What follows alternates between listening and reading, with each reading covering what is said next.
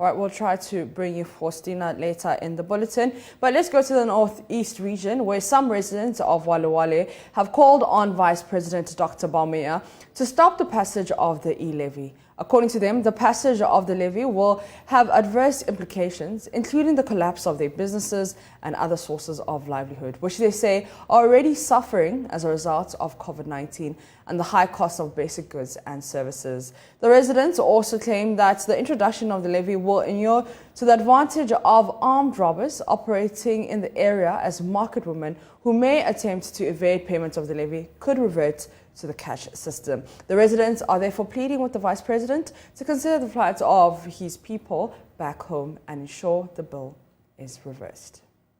In Walewale, just like most parts of rural Ghana, many of the people do not have access to banking services as well as financial literacy.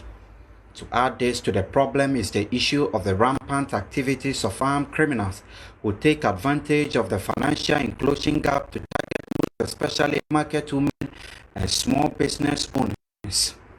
The introduction of mobile money services, however, provided the people with a secure way to safeguard their capital and investment from these criminal gangs, as they no longer carry huge amounts in cash on market trips. And with the ongoing controversy over whether or not to pass the electronic transaction levy, which foresees an additional 1.75% tax on mobile money payment, bank transfer and other electronic transactions, residents of Walewale have been raising their concerns, among them a former Northern Regional Minister and a 2020 parliamentary candidate of the NDC for the Walewale constituency, Mr. Abdallah Abakar. I would want to send a very important word to my elder brother, His Excellency the Vice President, that his constituency, the Walewale constituency, is one of the constituencies that is most hit by armed robbers on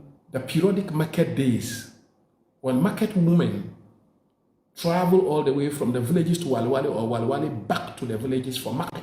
The Pargo market, the Bulgaria market, the Janga market, the Du market.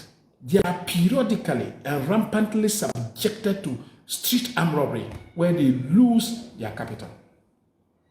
The only safe haven for these women, my brother, the Vice President, is that they've always been able to elude the armed robbers by putting the money in their wallet, Momo wallet, and withdrawing them at the market centers, conducting their businesses, and whatever monies they also gain at the market centers are put in there. So even if the phone is seized, by the way, home by the armed robber, you are still able to retrieve that money. So if the policy is good for everybody in Ghana, I would want to remind my big brother, the Vice President, that that tax is not good for his people in the Walewale area, and then let him consider the plight of his people back home.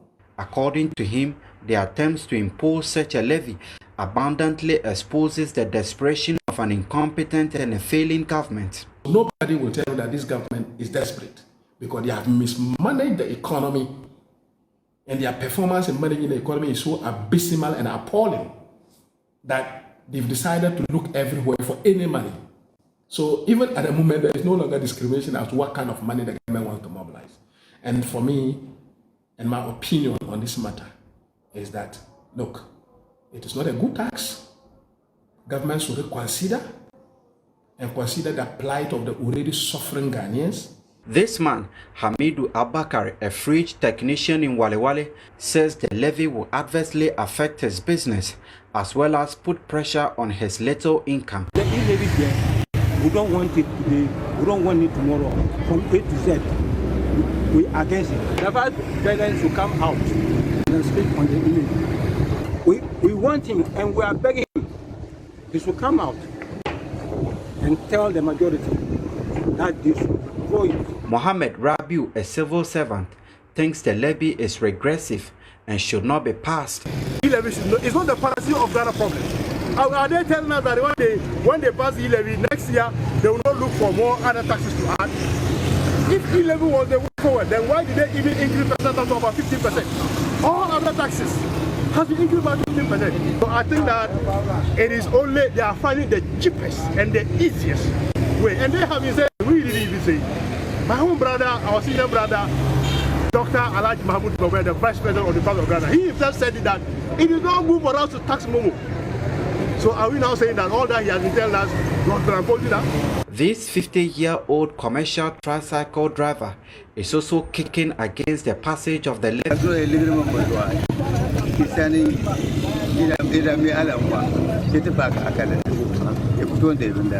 Several other people interviewed here for this story have also expressed outright rejection of the levy and urged the government to end the needless trade-off with the minority in parliament by withdrawing the bill forthwith. Reporting for Joy News, Ilyasu Tanko, Walewale.